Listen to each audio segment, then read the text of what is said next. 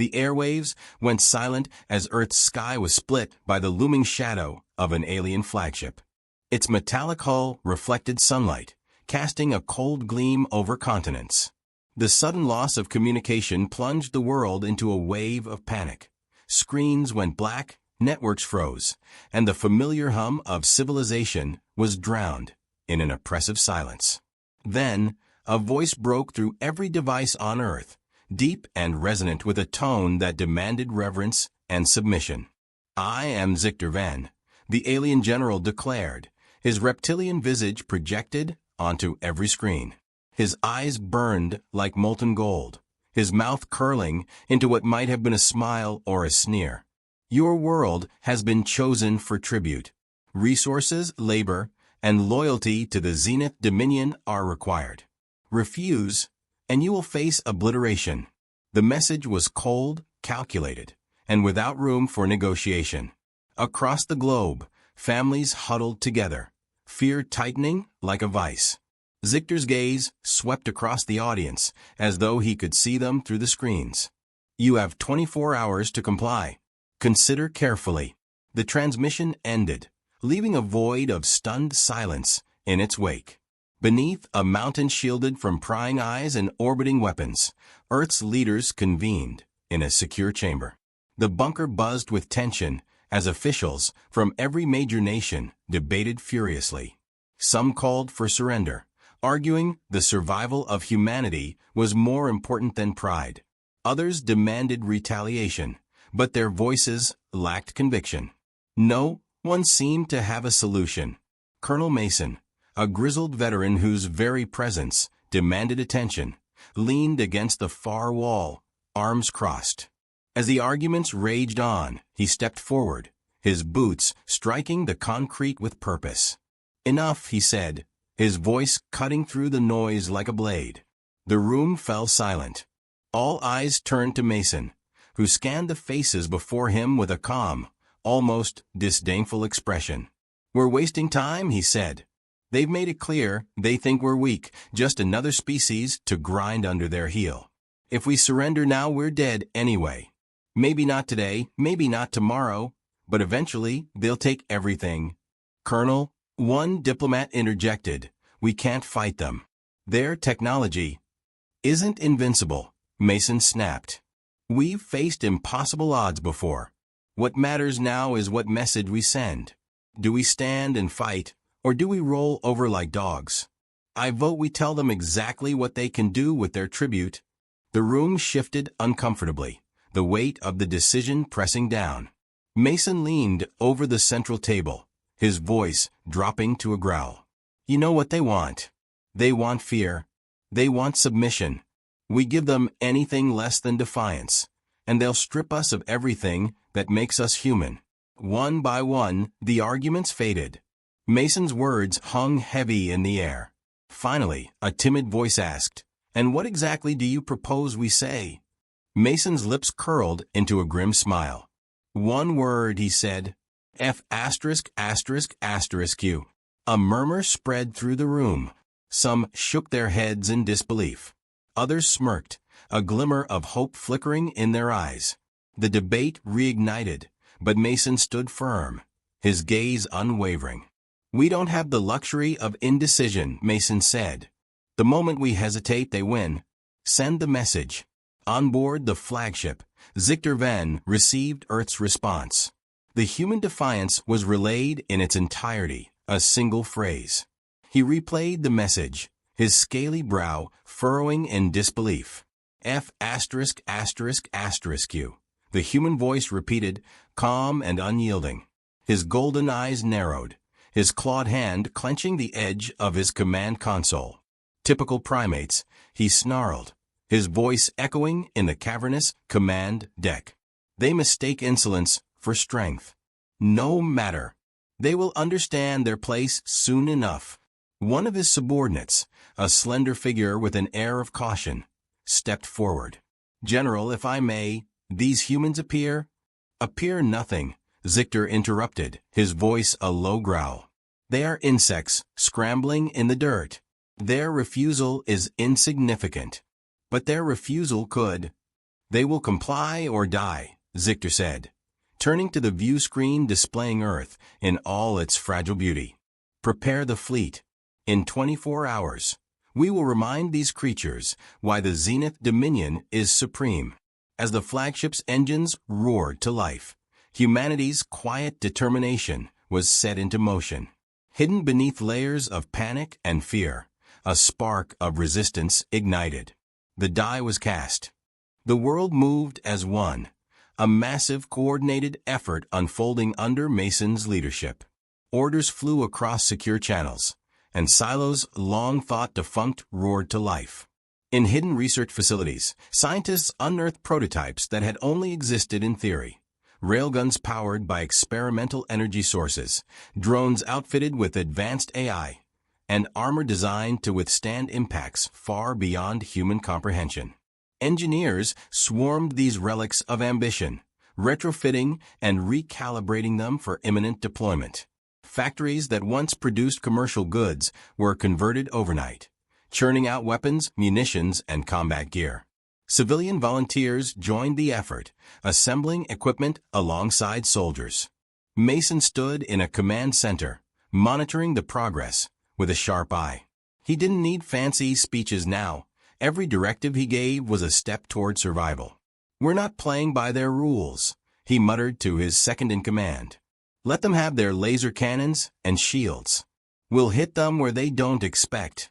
Satellite feeds displayed the alien fleet in cold clarity, its sheer size enough to unsettle even the most seasoned strategists. But for every ounce of fear, there was a pound of ingenuity.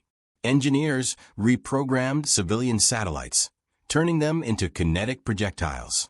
Old orbital defense platforms, forgotten after treaties of disarmament, were hacked back into functionality.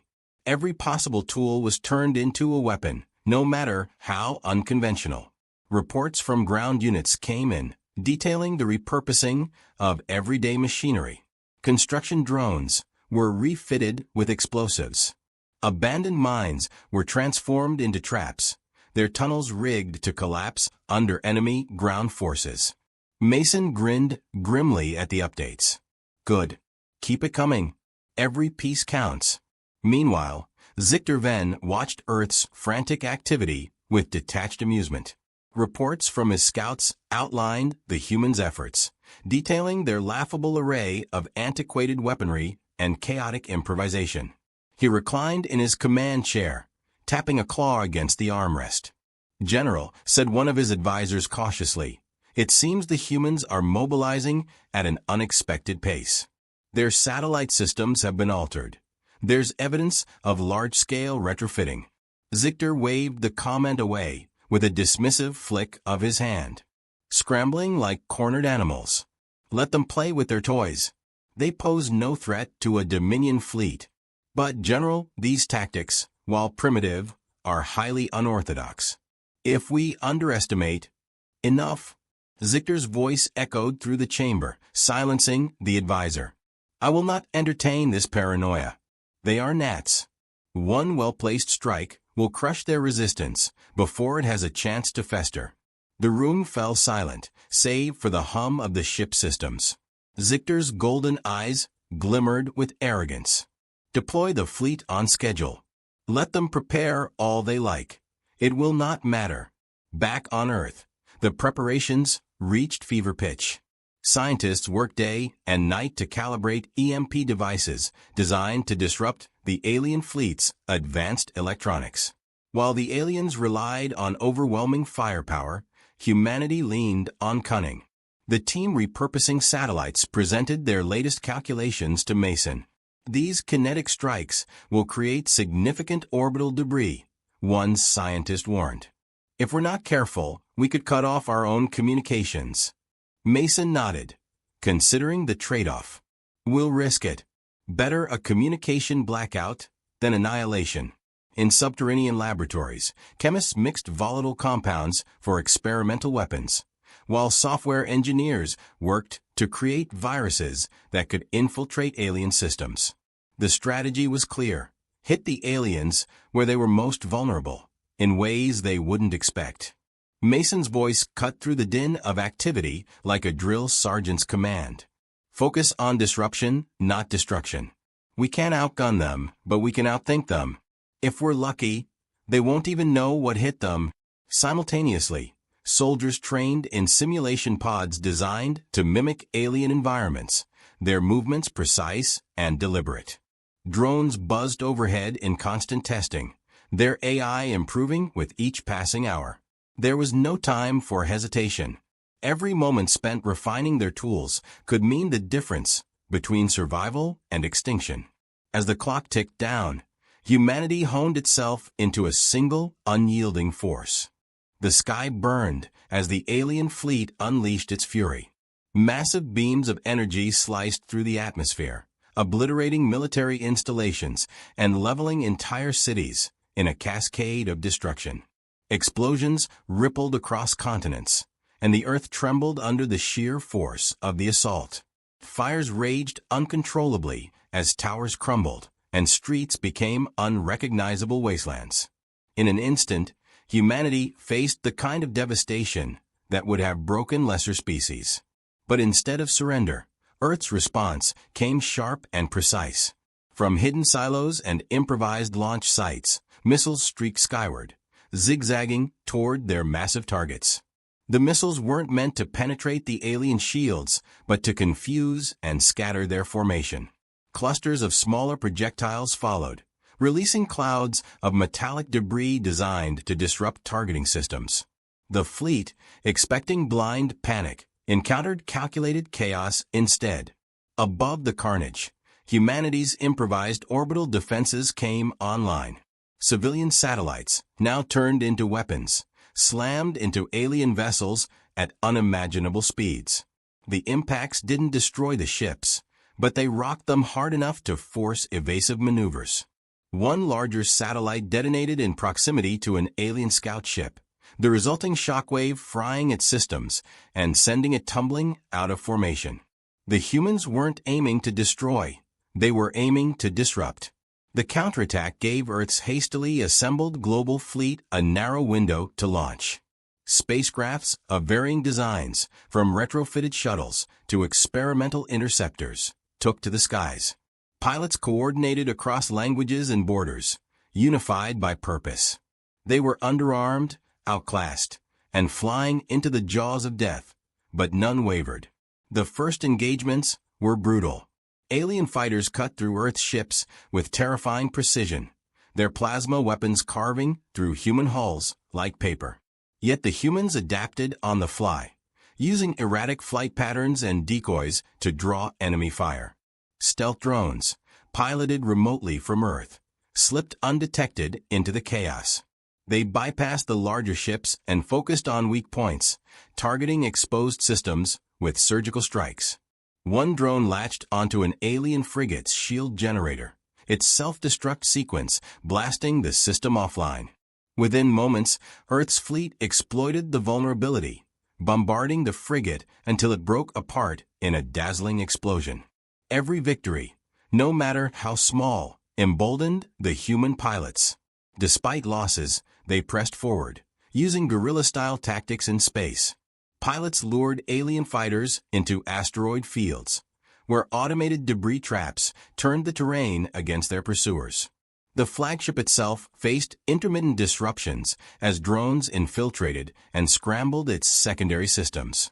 What the humans lacked in firepower they made up for in ingenuity. Watching from his command deck, Zichterven's confidence began to waver. Reports came in of minor but escalating disruptions. His fleet's shield matrix wasn't regenerating as quickly as expected. Unmanned drones were targeting critical components, forcing his ships into defensive patterns. "They are more resourceful than I anticipated," Zichter admitted, his tone sharp. "Initiate ground operations. Let's remind them where they truly stand." The order sent waves of troop transports descending upon Earth's surface. Armored alien soldiers disembarked in heavily fortified units, their advanced weaponry overwhelming human defenders in the first engagements. Yet even on the ground, the invaders met resistance they hadn't prepared for. Humans refused to fight on the aliens' terms. Militias guided alien troops into urban areas, where ambushes awaited in every alley and shadowed street. Improvised traps, explosive rigs hidden in collapsed buildings, struck with devastating precision. Alien walkers, towering machines of destruction, became bogged down in reconfigured sewer systems, their paths deliberately flooded and narrowed to create choke points. Snipers hidden in the rubble targeted alien officers, disrupting chain of command. In the countryside, resistance fighters used the terrain to their advantage. Dense forests became death traps, with humans using guerrilla tactics honed by centuries of conflict.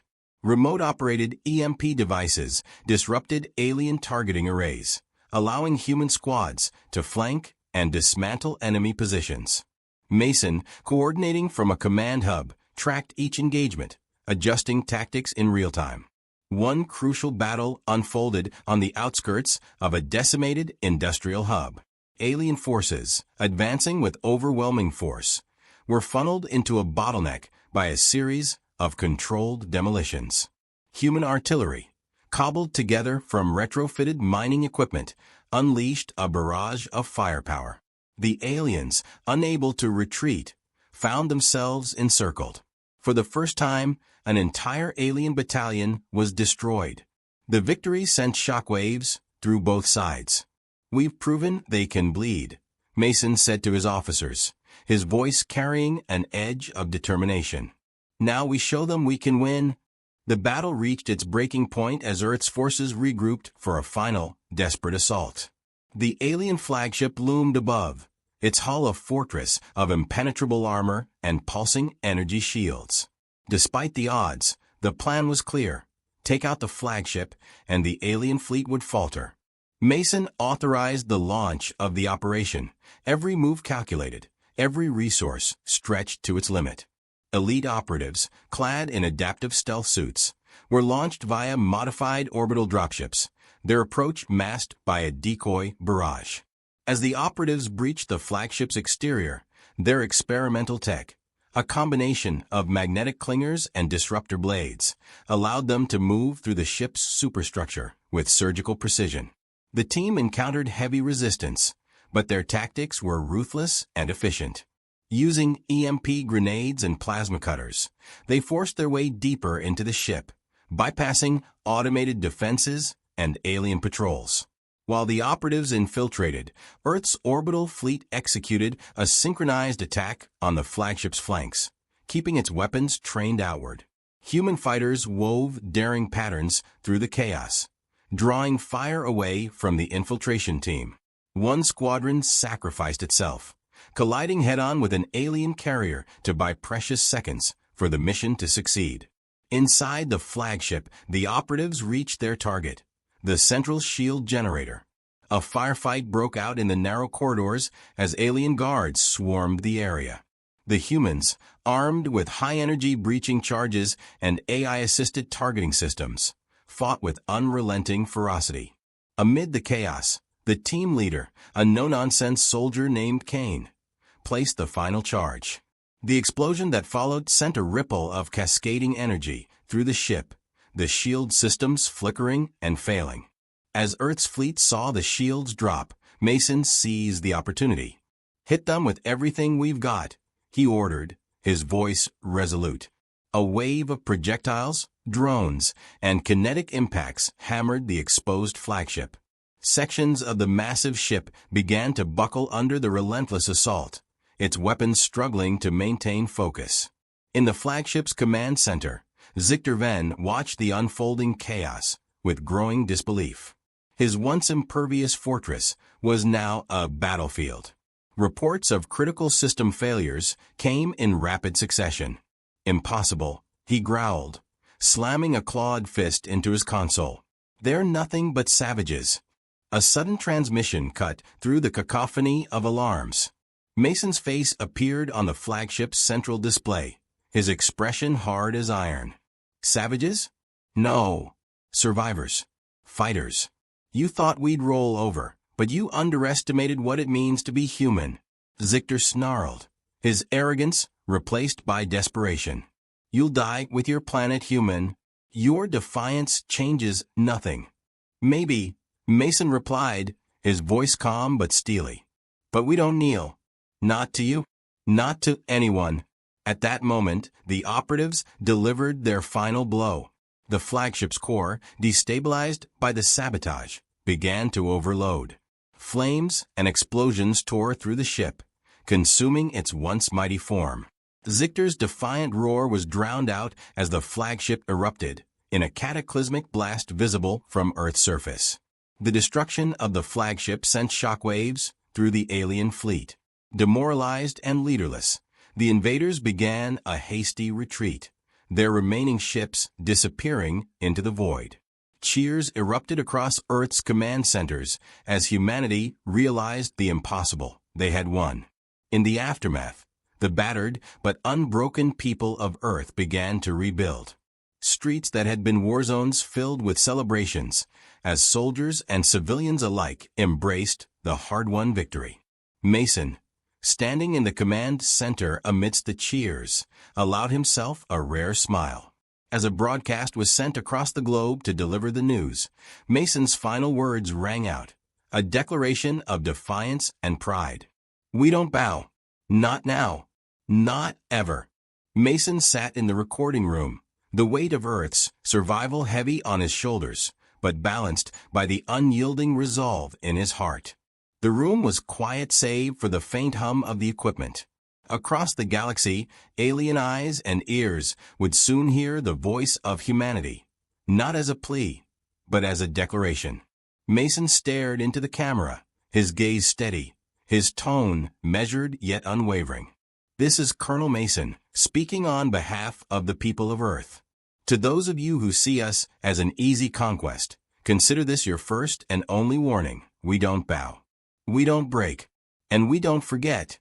You came to our home thinking you could crush us with your superior numbers and technology. Instead, you found out what happens when you push humanity to the brink. He leaned forward slightly, his voice dropping into a harder, sharper edge. To anyone else out there, watching, waiting, wondering if Earth is your next target, come and try. See what happens. We may not have your ships, your weapons, or your centuries of war, but we have something you'll never understand, an unbreakable will. And when you come for us, you'll learn that lesson the hard way. The message concluded with an unmistakable finality. Mason pressed the button to send it, launching the transmission across the galaxy. It carried Earth's defiance to every corner of space where alien civilizations could listen. The reactions came swiftly. Across the galaxy, the message rippled through the corridors of power and the minds of countless species. On a distant planet, an avian-like species watched the transmission in stunned silence. Their council leader, known for her tactical brilliance, muttered, "The humans turned a hopeless situation into a victory." Impressive. Dangerous even. Elsewhere, a reptilian warlord sneered at the broadcast. "Primitive braggarts," he hissed. "They've drawn the attention of powers far greater than Zictor's. Their defiance will not go unanswered." In a hidden enclave, a species of scholars analyzed the battle reports, their crystalline bodies shimmering with curiosity. They defeated a Dominion fleet with ingenuity and resolve, one observed. Perhaps we've underestimated them. The most notable reaction came from the remnants of Zictor Ven's Dominion. Humiliated by their failure, factions within the once mighty empire debated their next move. Some called for immediate retaliation, while others, more cautious, advocated a temporary retreat to reassess their tactics. The name Earth now carried a weight that couldn't be ignored. Back on Earth, the dust of war began to settle. Cities lay in ruins, but humanity stood tall amidst the rubble. Across the globe, celebrations erupted. People gathered in the streets, waving flags and lighting beacons. Their joy mingled with tears for the fallen. This was more than a victory. It was a testament to the strength of the human spirit. For the first time in history, there were no borders, no factions, no divisions. Nations worked hand in hand, rebuilding what had been destroyed and sharing the burden of loss. The unity forged in the fires of war remained unbroken, a beacon for what humanity could achieve together. In a quiet moment, Mason stood overlooking one such celebration. Children laughed as they played, their joy a stark contrast to the horrors that had threatened to take their future. Families embraced, friends toasted, and strangers became comrades. A young officer approached Mason, offering him a glass of champagne. "We did it, sir," she said, her voice filled with awe. Mason took the glass, but didn't drink. Instead, he raised it slightly, his gaze fixed on the horizon. "They'll come again," he said, not as a warning, but as a fact. "But next time, we'll be ready." The officer nodded, her resolve mirroring his. "And next time we won't just survive, we'll thrive." Mason allowed himself a small, rare smile. That's the human way. As fireworks lit up the night sky and cheers echoed into the heavens, one truth became clear. Humanity's strength wasn't just in its weapons or tactics, but in its will to stand together, unyielding, against any threat. No matter the odds, Earth was a force that refused to fall. And now, the galaxy knew it too.